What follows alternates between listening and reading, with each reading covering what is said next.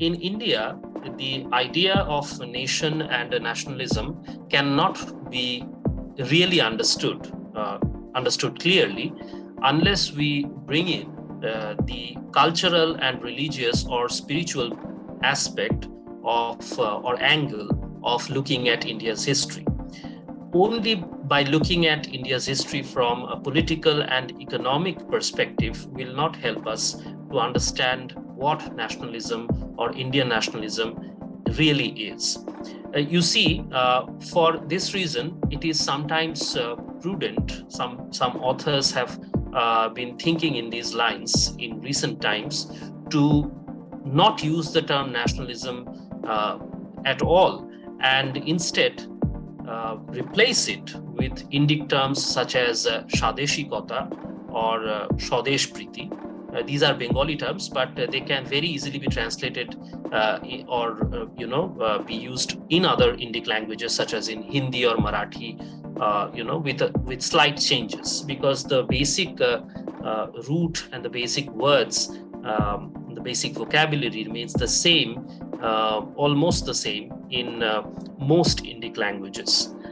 So the idea of Swadesh or one's own country has a definite ring in the Indian context, which people from other countries can only relate to if they're talking about nationalism from that emotional perspective, which we discussed a little bit earlier.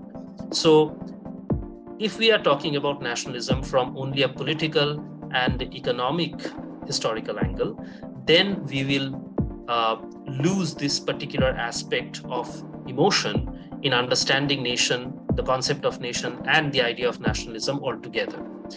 So it is important, first of all, to distinguish between these two, and then look at the cultural history of India and the various religious movements, waves of spiritual thought, and how these have engulfed India from time to time, and they never really ceased. They have always been coming currents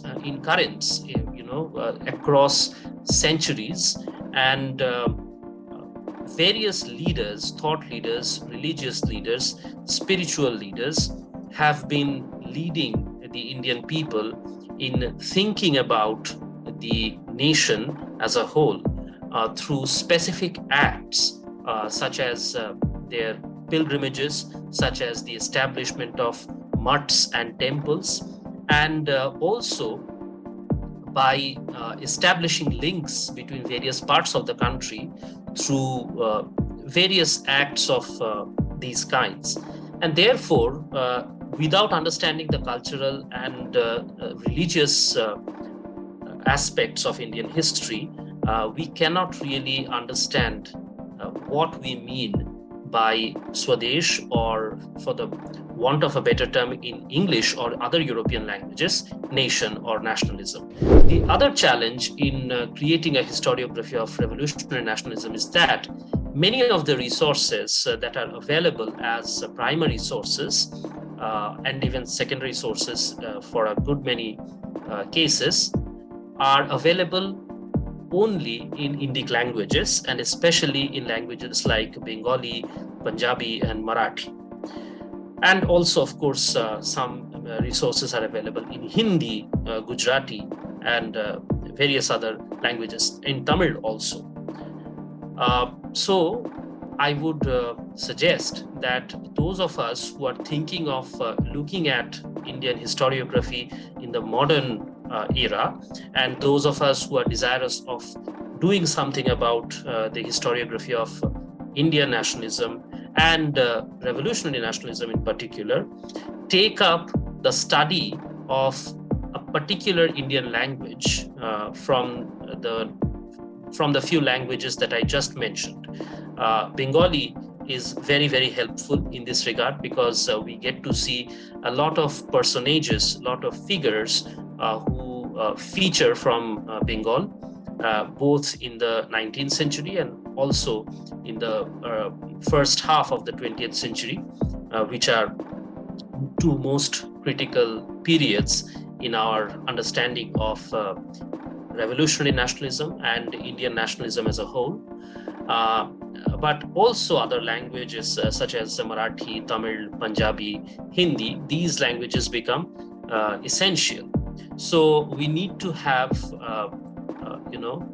courses running in parallel with historical training for young students, undergraduate as well as postgraduate students, and also research students. I think language training is a must. Indic languages like Bangla or Tamil or Hindi, these need to be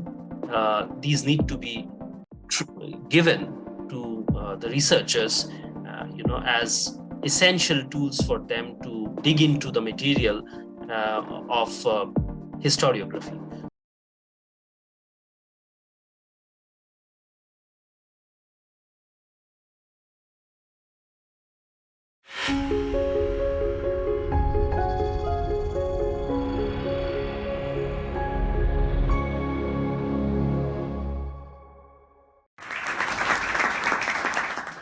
Namaskar. Today, we are going to talk about the challenges and opportunities in writing history of a specific phenomenon, a specific historical phenomenon related to the modern history of India, and that is the revolutionary nationalism of our freedom struggle. While talking about revolutionary nationalism, I think it is imperative to understand in the context of our country and our modern history, especially, to understand what we mean by the terms revolutionary and nationalist. First of all, the term revolutionary can be used in a number of ways. Of course, it has a political connotation. Whenever we are talking about a political revolution, what we really have in mind is a violent overthrow, typically, of an established order, a political order, of a government, such as the monarchy, or even a democratically elected government, or any other form of government that is violently overthrown by a group of people who desire a very quick change in the revolutionary status or the revolutionary system of their nation, of their polity. And there is this other sense in which the term revolutionary can be used, and it is often used in the context of history of ideas, where we are talking about big change in the realm of ideas, in the paradigm of thought, starting from one kind of social and cultural thinking. People, especially a group of people, small group of people, who we may regard as thought leaders, as intellectuals, writers, who lead their followers, sometimes even a nation, in order to think beyond what that entire nation or that group has been thinking or feeling about the social and cultural issues and the problems that they have been dealing with for a considerable amount of time. And such change in the paradigm of thought and change in attitude of people, of a significantly large number of people, can lead to a very quick change in the mode of social organization and even the cultural ethos of a place. And that is also very legitimately described as a revolution. And that would be a revolution in the realm of ideas. In dealing with revolutionary nationalism in India, we are actually talking about revolution in both these senses. We have to understand that the phenomenon that we see largely emerging from the time of the Swadeshi movement, the time when the British Viceroy of India, Lord Curzon, attempted to partition Bengal in the year 1905, when that partition became an accomplished fact, temporarily, of course, because it was revoked a few years later. From that time onwards, we get to see a lot of revolutionary political activity in Bengal primarily, but also in other parts of India, especially in Maharashtra and Punjab. So that is the political idea of revolutionary nationalism, or political sense of the term revolution, when we are talking about revolutionary nationalism in India. But this political phenomenon itself is a result of a series of changes in the social and cultural modes and practices and the ways of thinking in these matters of social and political life of the country. And that revolution in ideas has been a longer period of revolution, I would say, which really starts from around the time of the late, actually the very last years of the 18th century and the very beginning of the 19th. So we get to see that around this time, a lot of ancient Indian texts, especially Hindu scriptures, such as the Upanishads and the Bhagavad Gita, they get translated into various modern Indian languages as well as modern European languages, such as Bengali and Hindi, and of course in English, French, German.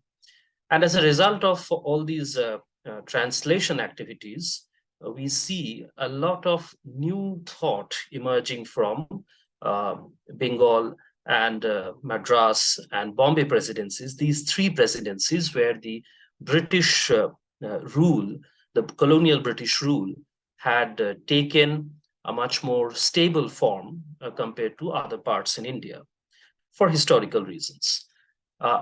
And there are some people, some figures who have led this sort of revolutionary change in the realm of ideas and society and culture. Pioneering names such as Raja Ram Mohan Rai, Mahorshi Devendranath Tagore, Ishwar Chandra Vidyasagar, these names come up at the very beginning of this revolutionary movement in the realm of ideas. So starting from the early decades of the 19th century, this movement of this change or revolutionary change in modes of thinking among modern Indians gave birth to this phenomenon that we generally know in history as the Bengal Renaissance or the Indian Renaissance. So that is a particular phenomenon that gives rise to the political sense of revolution in India, which comes almost a century later at the beginning of the 20th century. Like I indicated, around the time of the Bengal partition, or the attempted partition, I should say, in 1905. So that being said, we should also focus on the term nationalism and try to understand what we really mean by the word nationalism when we are talking about Indian nationalism in particular.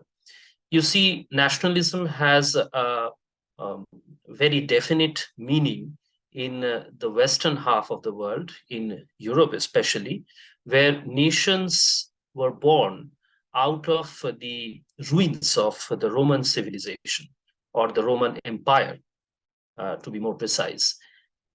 When these nations started coming up one after another in various parts of Europe, especially in the northern part and the eastern part of that continent, we see that the idea of nation takes root around facts of culture, around language, around also a particular monarch or a dynasty, a monarchical dynasty.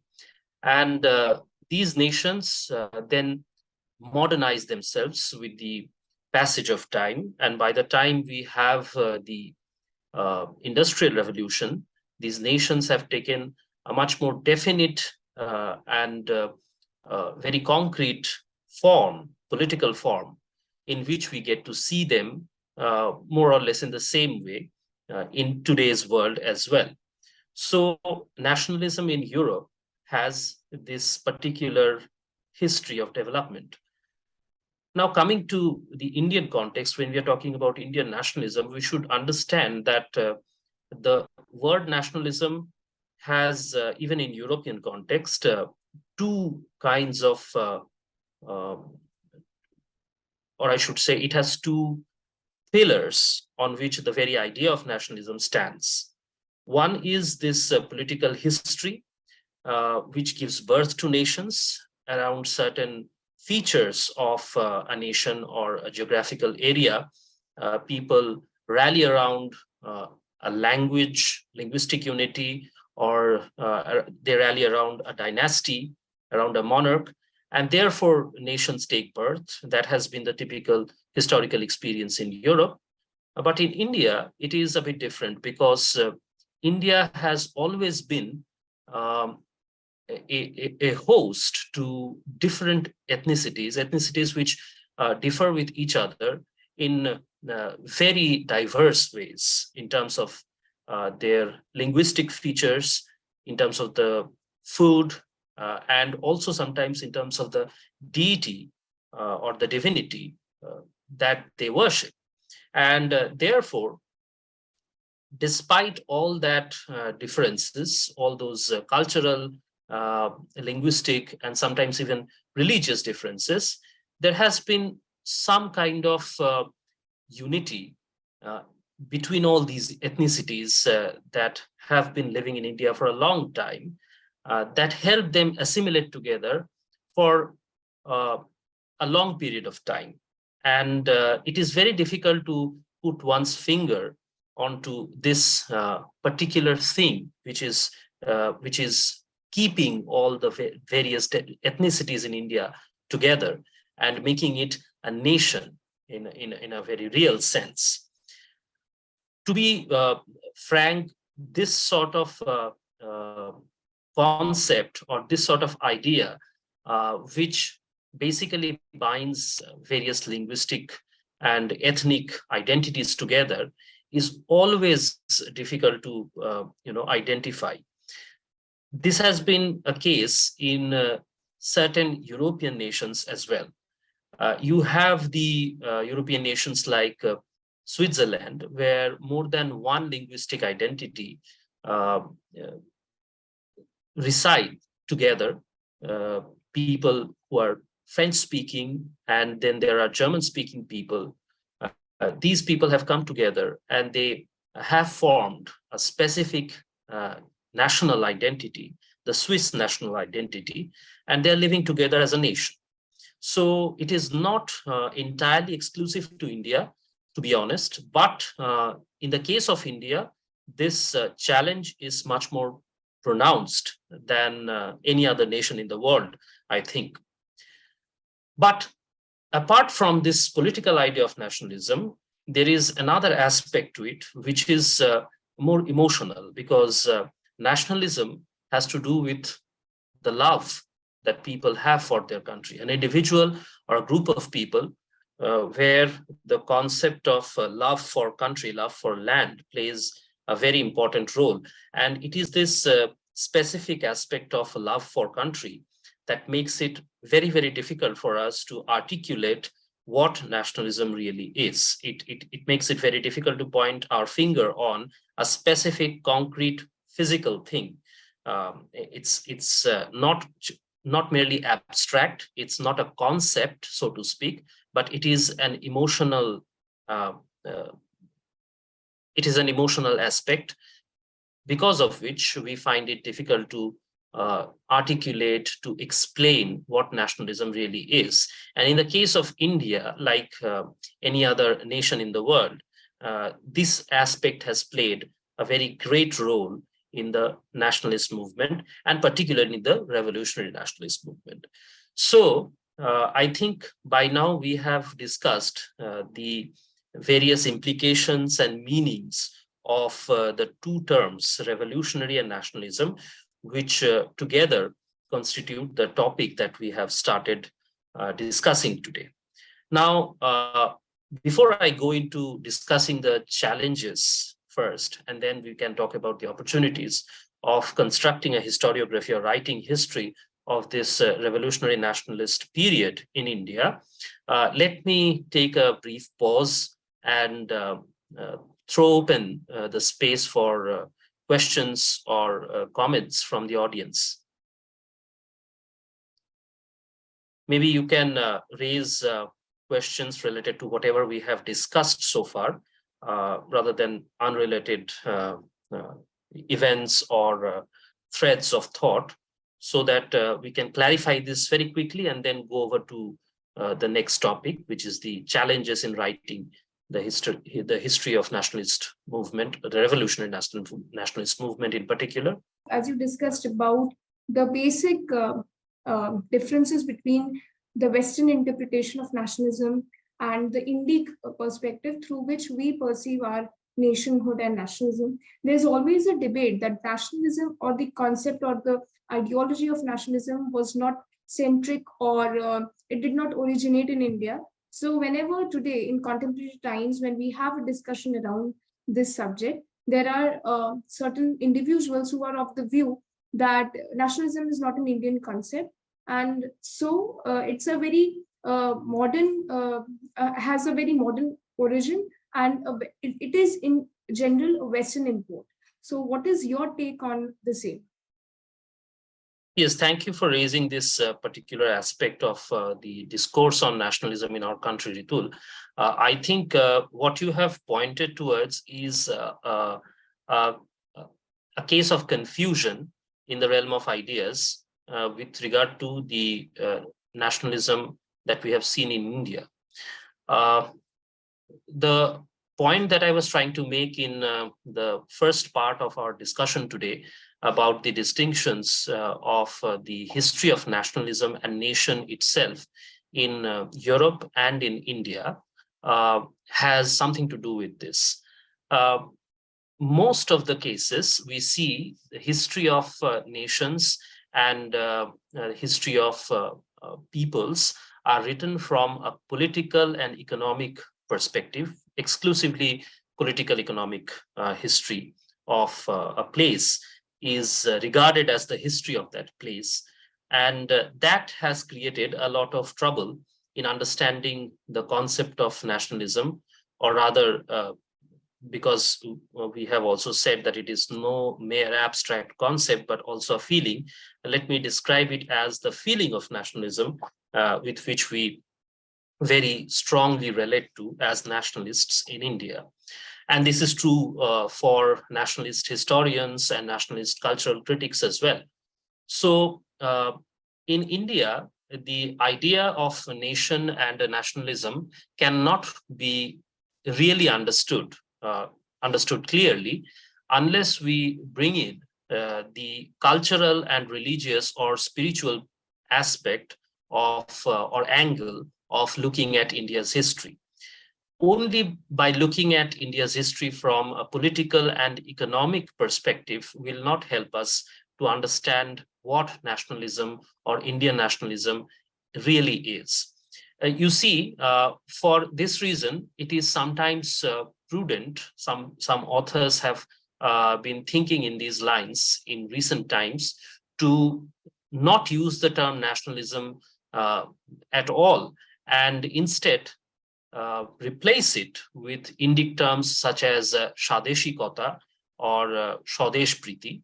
These are Bengali terms, but they can very easily be translated or be used in other Indic languages such as in Hindi or Marathi, with slight changes, because the basic root and the basic words, the basic vocabulary remains the same, almost the same in most Indic languages. So the idea of Swadesh, or one's own country, has a definite ring in the Indian context, which people from other countries can only relate to if they're talking about nationalism from that emotional perspective, which we discussed a little bit earlier. So if we are talking about nationalism from only a political and economic historical angle, then we will lose this particular aspect of emotion in understanding nation, the concept of nation, and the idea of nationalism altogether. So it is important, first of all, to distinguish between these two, and then look at the cultural history of India and the various religious movements, waves of spiritual thought, and how these have engulfed India from time to time. And they never really ceased. They have always been coming currents, across centuries. And various leaders, thought leaders, religious leaders, spiritual leaders have been leading the Indian people in thinking about the nation as a whole through specific acts, such as their pilgrimages, such as the establishment of mutts and temples, and also by establishing links between various parts of the country through various acts of these kinds. And therefore, without understanding the cultural and religious aspects of Indian history, we cannot really understand what we mean by Swadesh, or for the want of a better term in English or other European languages, nation or nationalism. These differences have to be highlighted at the very outset. Next, unless we talk about the ways in which our history has been represented by various authors, both Indian as well as foreign authors, there have some problems. There have arisen some problems, rather, because of the historiography, because of the way in which this history has been written and represented. So that is the next section of our discussion today. So I guess we do not have any further questions in this regard, whatever we have discussed so far. So I'm going straight away into that part. So the main problems, as I have been able to understand or identify through my little bit of reading of Indian history by authors from various countries, from various political and ideological backgrounds, I see that the historiography of revolutionary nationalism in particular has been plagued by this single approach of economic and political history. So the idea for most of these authors has been that the history of any country can be explained away only in terms of its economy and its political history. And this has, kept out the discussions or aspects of thinkers and leaders of various kinds, various individuals who have been very, very influential in shaping people's thought and people's actions across the decades in various countries, and especially in India in the 19th century in particular. This is why major thinkers who have given shape to this phenomenon, which we described as the Bengal Renaissance or Indian Renaissance, have been kept out of the discourse of Indian nationalism, except for some nationalist historians, historiography, such as by R.C. Majumdar, who have focused on the 19th century Renaissance period in India and in Bengal in particular, to explain the cultural and religious aspects of our nationalism. And such nationalist authors have invariably come to the conclusion that without understanding this cultural aspect, we can not even begin to talk about the phenomenon of nationalism and also, of course, of revolutionary nationalism. So we need to look into this particular period in a much more concentrated manner. By concentrated, I mean we need to have more people who should be looking at that period and bring out facts as well as perspectives which will help us prepare a more comprehensive view of 19th century Renaissance in India and in Bengal in particular. And we also need to have any one author bring out a series of works, which of course needs time and resources. And there is a huge lack of such resources for nationalist historians and authors. These two things, I think, need to be addressed if we want to create a comprehensive history of the 19th century in India. And on that history, we can build up the historiography of the early 20th century nationalism in India and revolutionary nationalism in particular. So the activities of revolutionary nationalists are really concentrated between the years 1905 and 1945.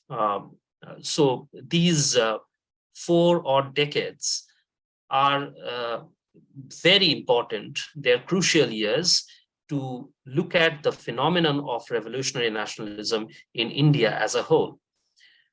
But that is just the part of a manifestation of this phenomenon. The build-up of this phenomenon, on the other hand, is a different thing altogether. And for that, we need to look at the history of India and the history of Bengal in particular from, like I said at the first part of this talk, from the last years of the 18th century and through the entire 19th century, running down to 1905. So that is why we have the writings of people like R.C. Majumdar, nationalist historian, as a unique resource. But that is just an example. We can take his writings as an example and as also an inspiration, but we cannot really allow ourselves to become satisfied and complacent with his writings. We have to build on that, because history as a genre of writing and also as a discipline of humanistic study has to be replenished year after year, decade after decade. That is the very nature of historical narrative. It is a narrative, and therefore it needs an author and a perspective. An author will have their perspective.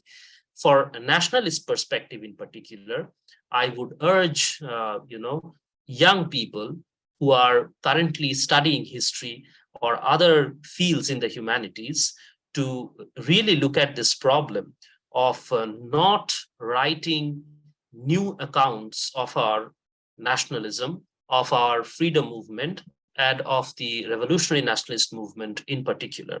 So that is a huge field of challenge. The other challenge in creating a historiography of revolutionary nationalism is that many of the resources that are available as primary sources and even secondary sources for a good many cases are available only in Indic languages, and especially in languages like Bengali, Punjabi, and Marathi. And also, of course, some resources are available in Hindi, Gujarati, and various other languages, in Tamil also. So I would suggest that those of us who are thinking of looking at Indian historiography in the modern era, and those of us who are desirous of doing something about the historiography of Indian nationalism and revolutionary nationalism in particular, take up the study of a particular Indian language from the few languages that I just mentioned. Bengali is very, very helpful in this regard, because we get to see a lot of personages, a lot of figures who feature from Bengal, both in the 19th century and also in the first half of the 20th century, which are two most critical periods in our understanding of revolutionary nationalism and Indian nationalism as a whole. but also other languages such as Marathi, Tamil, Punjabi, Hindi. These languages become essential. So we need to have courses running in parallel with historical training for young students, undergraduate as well as postgraduate students, and also research students. I think language training is a must. Indic languages like Bangla or Tamil or Hindi, these need to be given to the researchers, as essential tools for them to dig into the material of historiography. So these are some of the challenges. Let me also talk about a peculiar ideological problem. For Marxist historians, they have a preoccupation with looking at history of any nation or any people, and particularly of the Indian people, as a field of class struggle. And therefore, the historiography of revolutionary nationalism in India has been portrayed in terms of class struggle as well.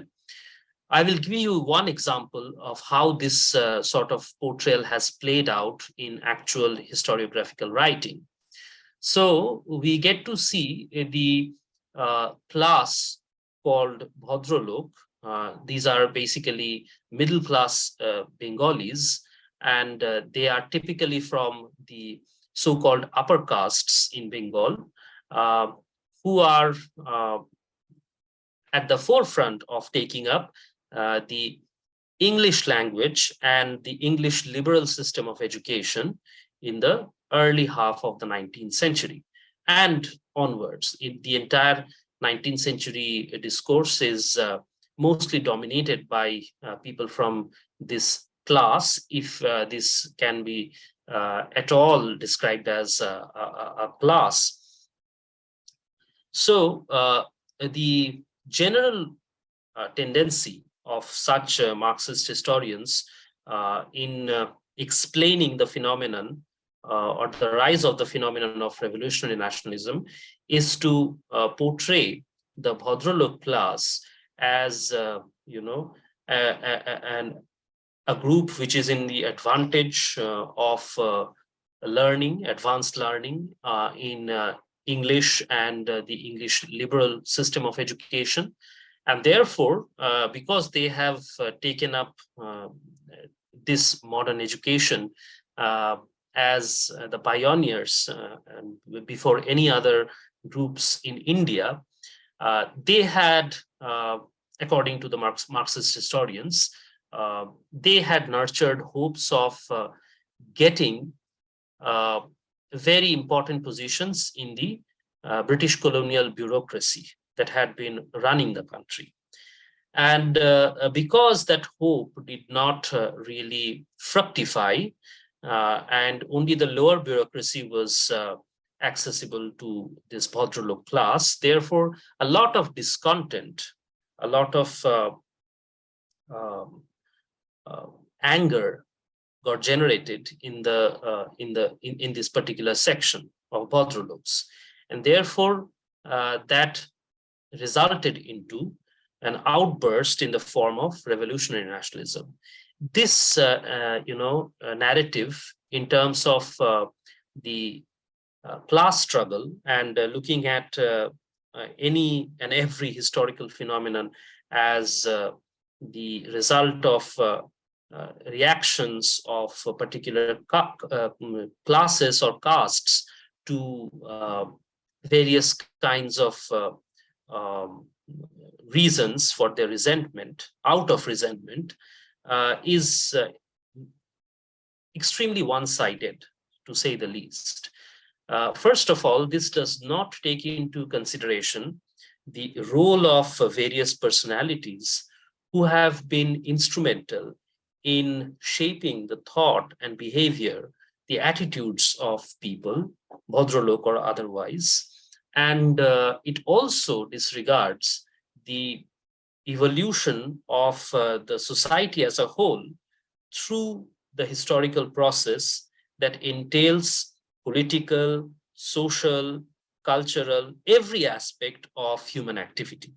So only focusing on one or two aspects of the human society or the particular society or culture whose history we have taken into consideration and whose history we are prepared to write creates a lot of problems, the kind of problems that we just discussed in the context of revolutionary nationalism in India. Therefore, we need to go beyond the economic and political perspective and include in our historiographical approach, in our method of research as well as writing of history, all these different aspects of the Indian society, the cultural, the spiritual or religious, as well as the interactions between various nations, so geopolitical perspective as well, and see how different kinds of influences, how different kinds of thought movements have influenced the thinking and behavior of the Indian people from both national as well as foreign sources. So, for example, in the case of revolutionary nationalism in India, we get to see a lot of influence coming from the European nationalist movements, such as the groups which are described as revolutionary groups, secret revolutionary groups even, that have been very active in the late 18th and early 19th century in Europe, such as the Carbonari in Italy.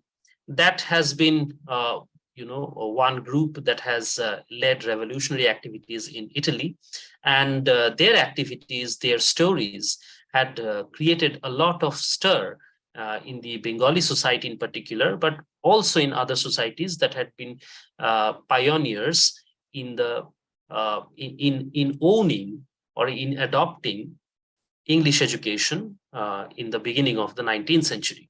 So these regions in India would be the three presidencies of Bengal, Madras, and Bombay, and also Punjab to some extent.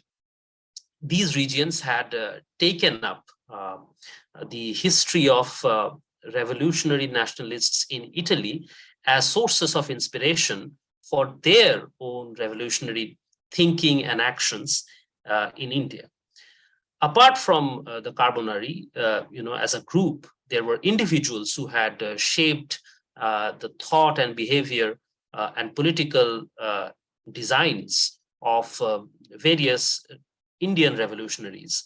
And such revolutionary personalities from Europe are many.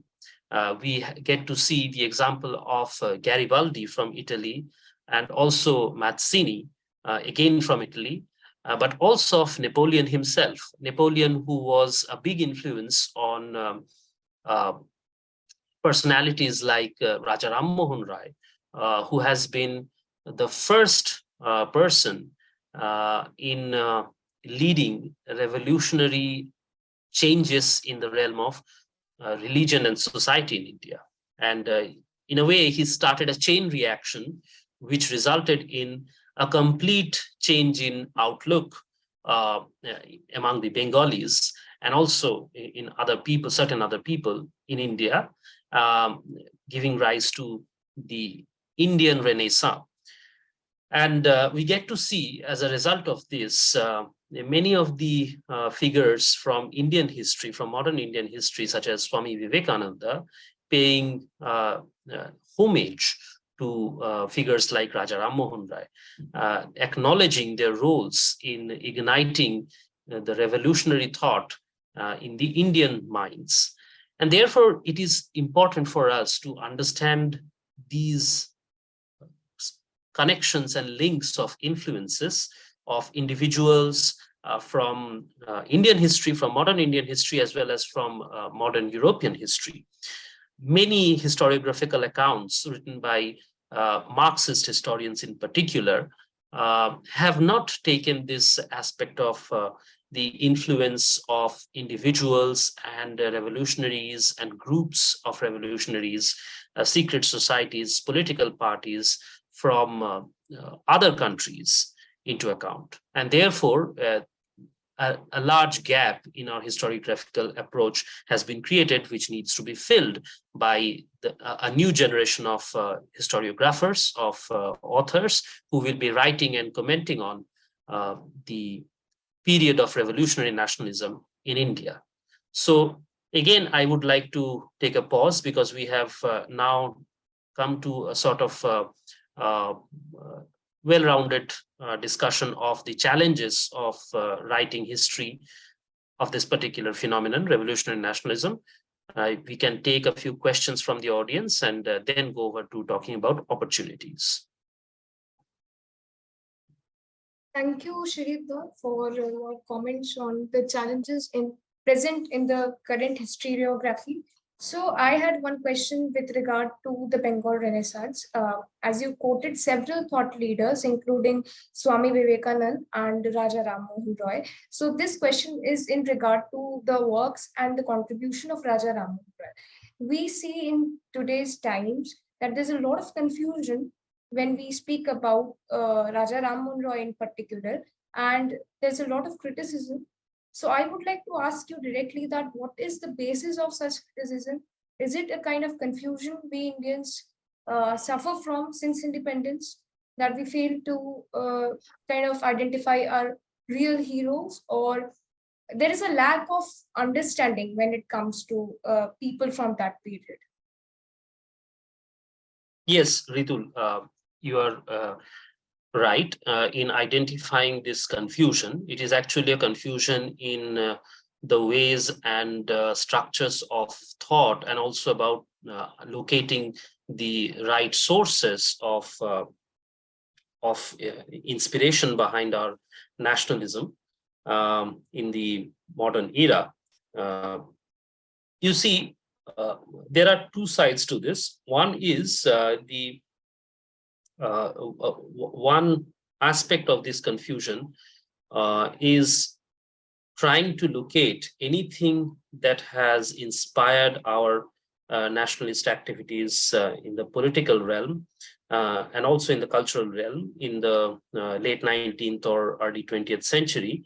All of that are to be located in the distant ancient past of India. And anything that is not traceable back to the ancient period of Indian history has to be cancelled. So this sort of an attitude has created a lot of confusion.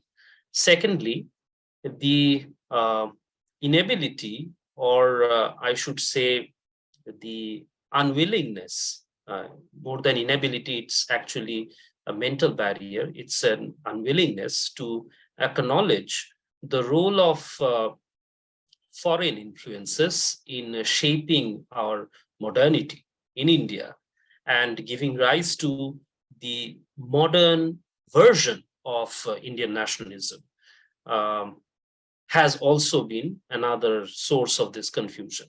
When I see that there is a modern version of our nationalism, in that statement, it is inherent. I think our audience would understand that nationalism has always been an undercurrent in this country. Ever since in this land, people felt the need of assimilating into a larger identity, which comes out of religious and cultural currents, especially.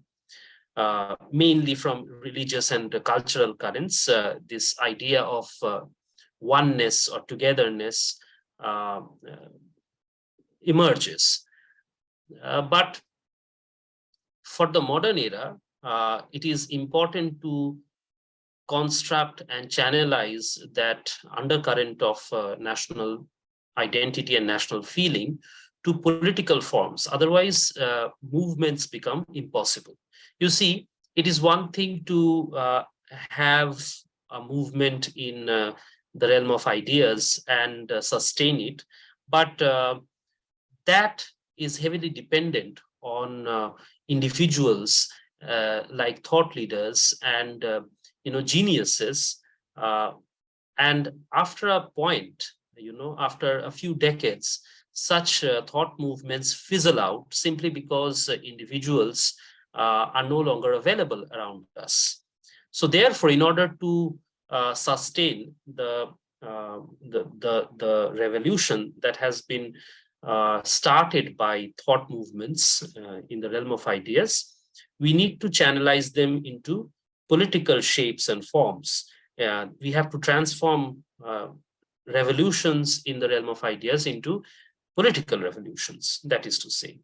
And therefore, we have seen that even intellectuals and thought leaders such as Rabindranath Tagore have hit the streets, and they have led groups of people into processions and demonstrations of a political kind, especially during the time of the 1905 attempted partition of Bengal.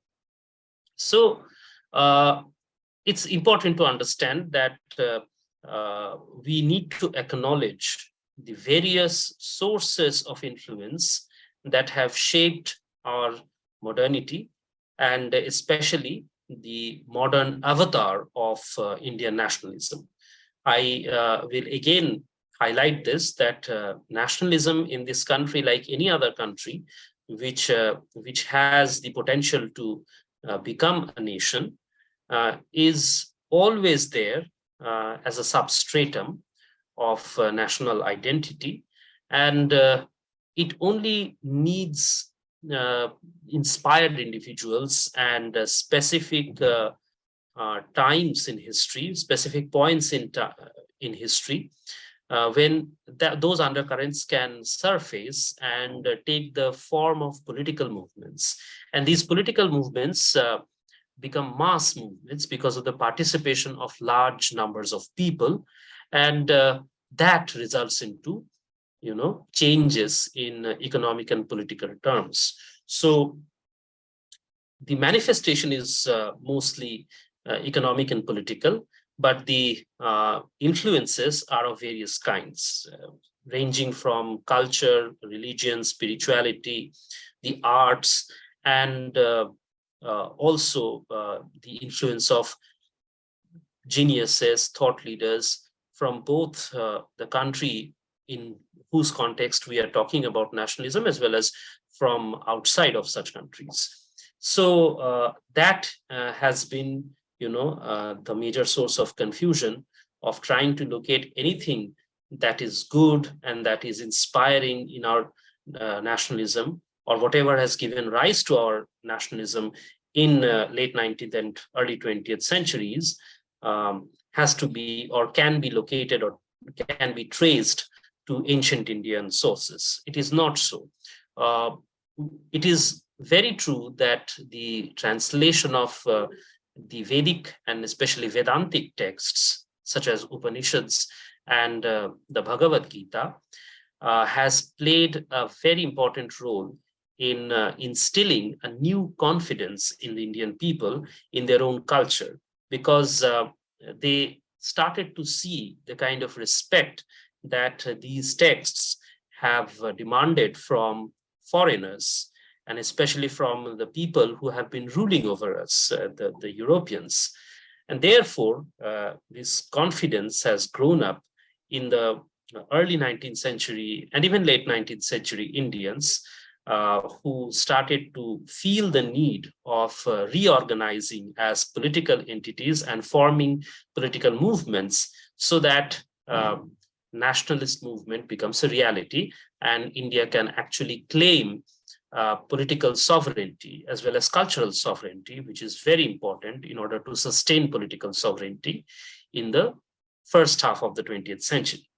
So that's one source. Another source of confusion are the misreadings of history. So, for example, many people have, especially in recent times, in our contemporary discourse on nationalism, many people tend to identify the adoption of English liberal system of education, or English education for short, as a bad influence. Whereas the reality is completely different. And we get to see the acknowledgement of this uh, positive outcome of adopting English education being acknowledged in the writings of nationalist historians such as R.C. Majumdar. We get to see their uh, very meticulous historiographical writings where they have shown how the adoption of English education led to the influx of new ideas and how those new ideas have made us politically much more sensitive to the kind of injustice and oppression that the Indian people have been subjected to by the British and other Europeans. Therefore, uh, this unwillingness to or this closeness, we, forgive me, the correct English word for this would be this closed attitude of not acknowledging uh, the influence of the positive influence of English education has been another source of confusion. So these are some of the sources of the kind of confusion that you have pointed out. So there is yet another aspect that I have also personally observed, that whenever any thought leader across the nation spoke or supported any form of revivalist movement within the community, that person was also discredited for the very fact of doing the same. So now there, if any person, for example, Swami Vivekananda also mentioned in a lot many of his speeches that there's a need for the revivalism, the revival of within the Hindu community. So when we see all of these discourses in the contemporary times, in the modern times, we see that there are seekers or readers of history who have actually disowned that particular aspect of that particular thought leader. Yes, this selective approach to the works of thought leaders who have been very influential in shaping the nationalist discourse in late 19th century and early 20th century is a source of problem. You have identified it correctly. And there is also the opportunity, because we also promised to talk about opportunities in creating historiography of revolutionary nationalism. I think a new crop of writers, and especially nationalist writers or authors of Indian history, can look into these areas which are very, very fertile, in talking about the untouched aspects of various thought leaders and influential figures. For example, you took the name of Swami Vivekananda, and I think Swami Vivekananda's role in creating a physical culture, of creating a habit of physical well-being and hygiene, and also of physical exercises, is something that has hardly been talked about. We get to see that Swami Vivekananda talks about, or he doesn't talk about it. He also creates examples by actual events in which he participated along with his disciples, like Sister Nivedita, where this culture of physical exercises and instilling a habit of maintaining hygiene and so on and so forth becomes very important. And this was also an era when we had frequent occurrences of plagues and various other kinds of epidemics, where maintaining such hygiene and a regard for physical well-being was extremely important. And also it was an era of huge malnourishment. Huge sections of the Indian population was actually malnourished. They did not have access to good food, and even enough food, not just good food. And we saw various famines ravaging the Indian landscape, uh, especially Bengal, Bihar and such areas where people have been dying because of lack of access to um, uh, nutritious food and clean water. And therefore, Swamiji tried to instill a habit of physical well-being and maintaining hygiene among the Indian people, among the Bengalis in particular, whenever he got a chance to speak about these things. And he also instructed his disciples, Nivedita, and many of his Guru Bhais, the brother disciples of the Ramakrishna order, that they should take part in such activities where the people would be encouraged to take up physical exercises and observing hygiene and so on and so forth.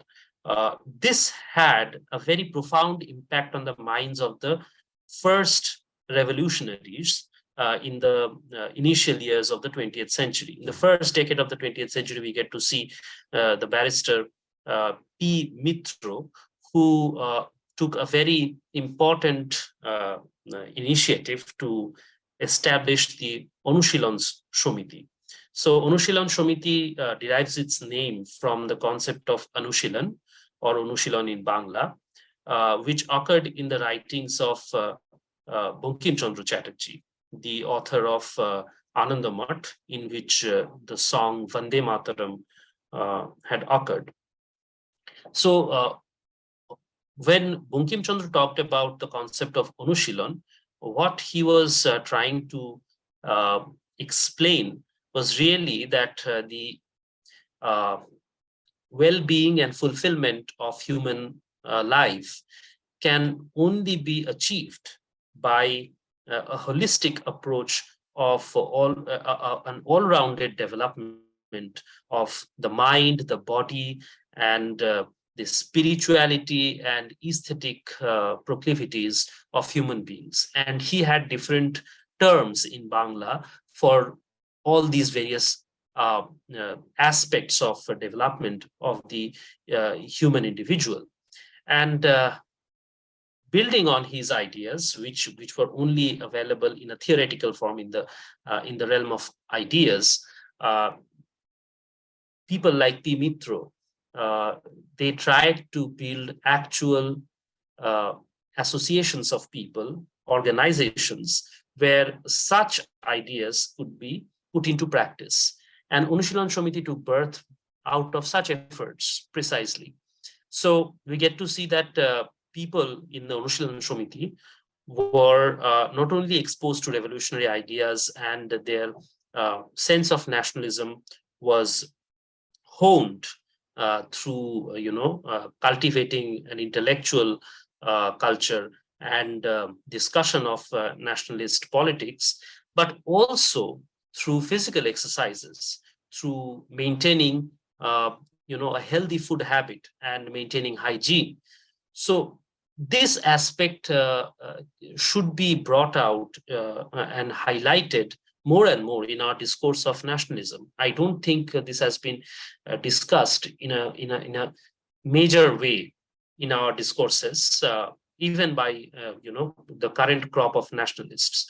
And perhaps some of the reasons for that would be some things that people like Swami Vivekananda has said in talking about these regards disturb them and make them uncomfortable, such as Swami Vivekananda's insistence that the Indian people, when he's talking about the kind of food habit that the Indian people should have, and when he's talking to his disciples in particular, both the householder disciples as well as the sannyasi disciples, the monks or the brahmacharis who would become monks, he expressly orders them to take up nutritious food, high protein diet, including meat and fish, which they should take in. And when he's talking to his initiated disciples, he even tries to assured them that such food habits will not accrue sin for them. It will not give them any kind of sin because they are eating meat and fish. He says that if any kind of sin accrues from such acts of inculcating such a food habit, then it belongs to him, and that they should have such high protein diets which are readily available to them, especially fish in places like Bengal and other coastal areas. Fish is available in plenty, and people should not become accustomed to an idea of non-violence that comes out of an era in our history when the context, when the situation, political, culture, religious, were entirely different. And we should respond to the current political, cultural situation that has arisen in the context of colonialism and India's subsequent dependence on foreign sources for almost every aspect of social and political economic development. So this is one aspect that even Rabindranath Tagore had heavily criticized his contemporaries for, because he talks about the idea of Samaj in India. He says that even though we had been subjected to political colonization for 800 years, when he started writing in the early years of 20th century, he's talking about the political subjection of Indians by Turks, Afghans, Mughals, and then at the hand of the British and other Europeans. He points out that up until the time of the Mughals, when India was under Mughal rule, the Indian Samaj was still intact, and therefore whatever physical necessities and social necessities the Indian people had, those necessities were taken care of in a very careful manner by the Samaj itself. The institution of Samaj was close-knit, and it had features where it could retain self-sufficiency. For example, if there is a want of fresh water for drinking or for other purposes, then the affluent sections of the Indian Samaj would create resources such as lakes and ponds and wells where water would be available readily. But when the British government came, Rabindranath talks about this particular problem of scarcity of water in Bengal in 1904. There was that year was particularly bad for the rains, and Bengal saw droughts in several areas. And therefore, the availability of clean water became a huge problem for Bengalis in that particular year. And there were a lot of appeals to the British government to make arrangements so that clean water becomes available to the rural as well as urban population, especially the rural population. And Rabindranath bemoans the fact that it has come to such a situation that the Indian population and even the rural population have to look up to help from top, from the political ruler. And whereas for the past centuries, it was never such a case. It was never that such a case had arisen, such a scarcity had arisen. Whenever such crises would arise, there would be an effort from within the Samaj, from within the community itself, to address those problems and get them solved. This ability to become self-reliant was completely gone because of the pernicious effects of the British rule. So that critique is also present in Mahatma Gandhi's writings, especially in his celebrated work Hind Swaraj, where he talks about the essential differences between the two civilizations of Europe and India. And he talks about the concept of, or rather the institution of Samaja, just like Tagore talks about in his essays and speeches around 1904, 1905. You might want to look up Tagore's works such as Atma Shakti. It's an anthology of his Bengali essays, where he talks about the problem of the Samaja becoming progressively weak and no longer remaining self-reliant as it used to be in the days of yore. So he has a talk called Swadeshi Samaj and Bharatavarshia Samaj, where such concepts are discussed at length and such problems are addressed in a very animated manner. So I would suggest that we should look into such resources in detail, and in a concentrated manner, we should pick up those ideas and highlight them in our nationalist discourse. And for that reason, like I tried to suggest at the beginning of this talk, that we should take up the study of one or the other modern Indian languages like Bengali in parallel with the courses in history that we are studying, or any other humanistic disciplines that we are studying, because that would be really, really helpful in locating, making sense of, and interpreting the primary sources, which are mostly in these Indic languages like Bengali, Hindi, and so on.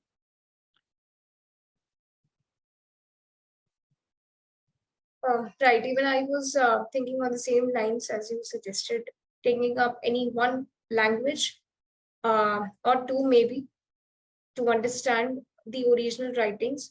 I think this could help assist the seekers of history in a more comprehensive way, because most of the translated works, even I feel many of the works are not yet been translated in English. That's and right. That poses So a challenge. it is not just, that's absolutely right. When you say that many works are untranslated, that is the biggest source of problem. You see, it is not that we are suggesting that translations are inadequate or translations are misleading in some way or the other. There are translations, and any kind of translation which is available for such works. For example, I know, a translation of Rabindranath's Swadeshi Samaj by a certain certain professor of English based in Kolkata, which is available, and that's very good. We do not even have the luxury of judging the quality of translation. Any translation is welcome for this, because of the sheer volume of the primary sources which are available in Bengali and other Indic languages, and the lack of translation.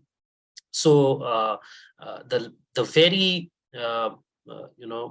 huge scarcity of translated works is prompting me to think that taking up the language training courses, language courses, especially of languages like Bengali, would be really, really helpful for historians and authors who want to focus on the revolutionary nationalist period, or even in Indian nationalism in general. Because without bringing all those primary sources into the discourse, we are going to be plagued by the same kind of problems that have been plaguing our previous generations of historiographers and authors. So yes, so we have already started talking about opportunities when we, for example, spoke about certain aspects that have not been highlighted so far. I gave the example of Swami Vivekananda's thought, certain areas of his speeches and writings which have not been brought to the fore and which have not been highlighted so far. These are areas where people should concentrate. They should bring it out into writing in English and in Indian languages, in whatever language they are writing their historical material, their interpretation of history, of revolutionary nationalism, and the years preceding that. And the other area of opportunity I would suggest is the emergence of new media. We have seen a proliferation of podcasts and vlogs and animations, as well as various other kinds of interactive tools where people are getting to learn history, philosophy, the sciences. So we need to explore these new media, which also include films and documentaries as a very important medium. We need to take these up and give our historical narratives a new channel of expression. So we have to create books, original works, where we talk about the unspoken or untouched aspects of Indian history, of Indian nationalism and Indian revolutionary nationalism. And that is important because we need to create libraries of such works. One or two works will not suffice. And for that, we need resources. We need to really employ the authors. We need to give them the right opportunities of writing, time as well as money. Both of these resources are in short supply, and they are extremely essential for creating the situations out of which such writings can emerge. And we also at the same time need to exploit the new media to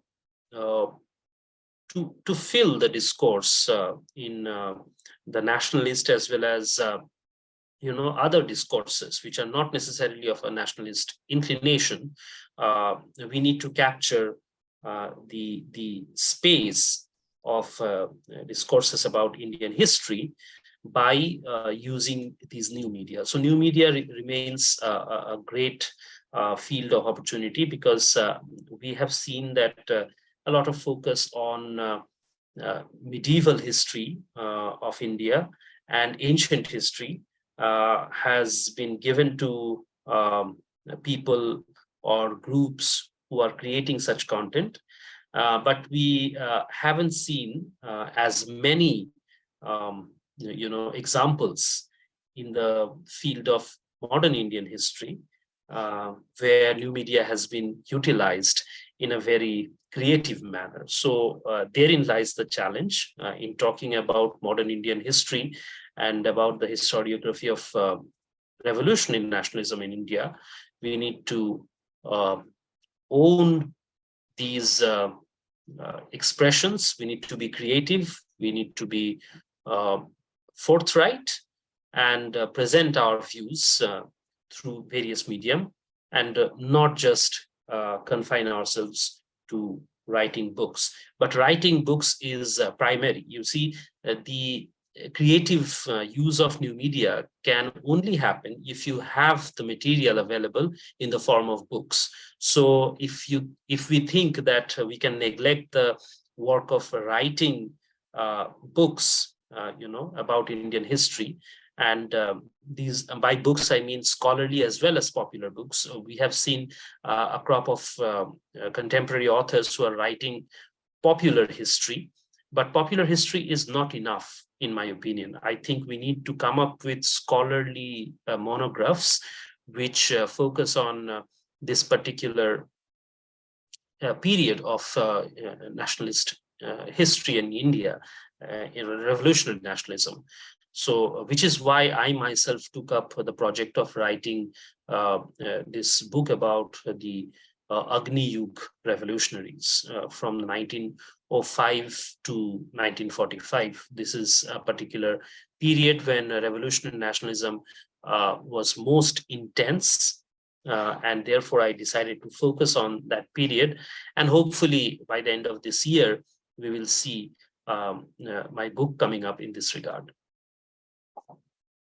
That's a wonderful news. And since I knew that you are working on this project, I had been looking forward to read the book. And I think because a lot of students who are pursuing undergraduate and postgraduate courses, they find it a challenge to get access to such works where they can depend upon those books for their studies. Now, popular books cater to a larger audience, but they fail to suffice the academic requirements of the students. Very true. So we mentioned some academic historians who are writing from nationalist perspectives. And I think so far we have only mentioned R.C. Majumdar, but we also had brilliant academic historians who are writing from the nationalist perspective. And I would like to name them here so that our students and researchers can look them up. First of all, we should look at the works of Binoy Kumar Sarkar, who was a philosopher, an anthropologist, but he was also a historian in a way, because he was talking about historical issues, and he was commenting on periods of Indian history, especially modern Indian history, because he is really a product of the Agni Yuga era. He himself was involved with the secret revolutionary societies at the very beginning, in the first decade of the 20th century, but he swiftly dissociated himself from political activities and focused only on academic work. And he was an educator. So Binoy Kumar Sarkar became involved with the project of national education, which gave birth to the National College in southern Kolkata, in suburban areas of southern Kolkata, which later becomes Jadavpur University. So Binoy Kumar Sarkar's works are available. He wrote in both English and Bangla. And the interesting thing is that his students and his admirers have recorded many conversations in the written mode that they had with him. A crop of such young people who flocked around Binoy Kumar Sarkar, and such conversations are also recorded, although these conversations are only available in the Bengali language. I'm talking about Binoy Sarkarer Boithoke. It's available in 2 volumes, published by Days Publishers of Kolkata. So Binoy Kumar Sarkar's works are extremely important in getting to understand the revolutionary movement in India and Indian nationalism as a whole, because he starts talking about the Indian historical scenario from the ancient period and comes down to his contemporaries, because he, as I said, he was from that very generation of revolutionary nationalists.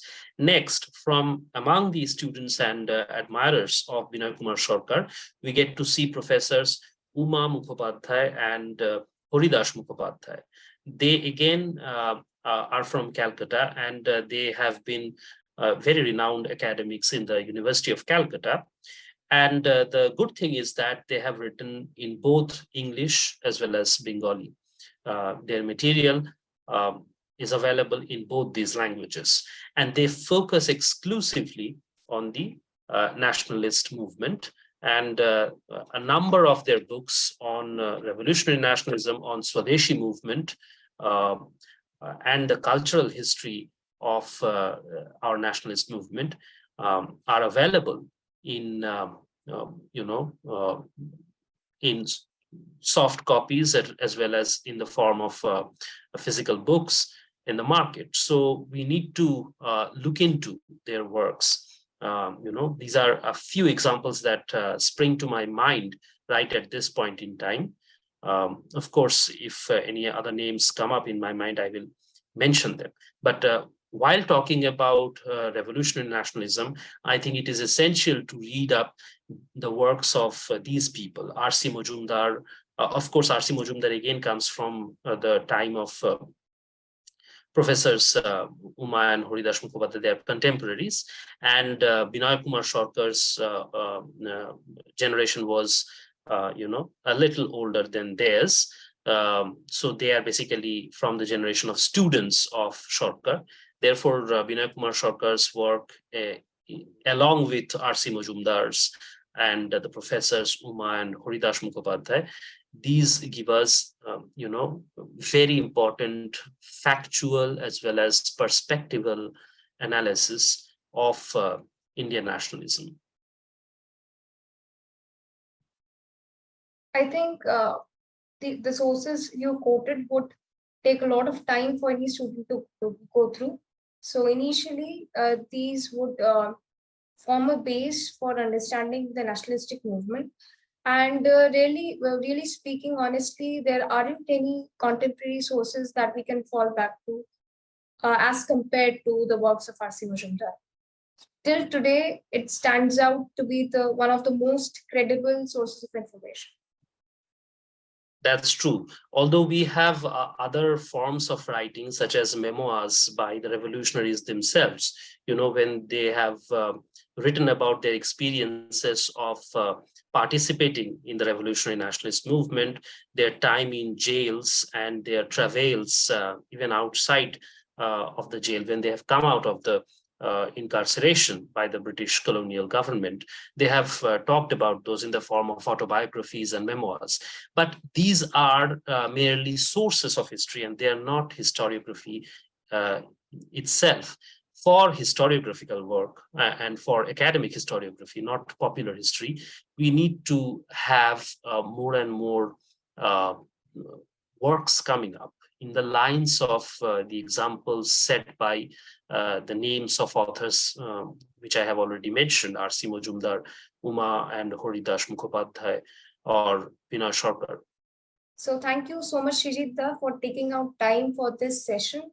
And I think sessions like these are the initiators in this direction, where we would see many more aspirants of history like yourself coming up and writing books on the subject, so that the nationalistic ideas around the history of freedom movement gets an expression in the academic discourse.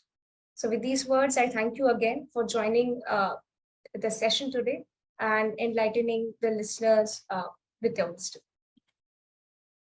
I echo your hope in terms of the new writings that we would want to see coming from Indian authors on this particular period of modern Indian history. And once again, thanks for having me.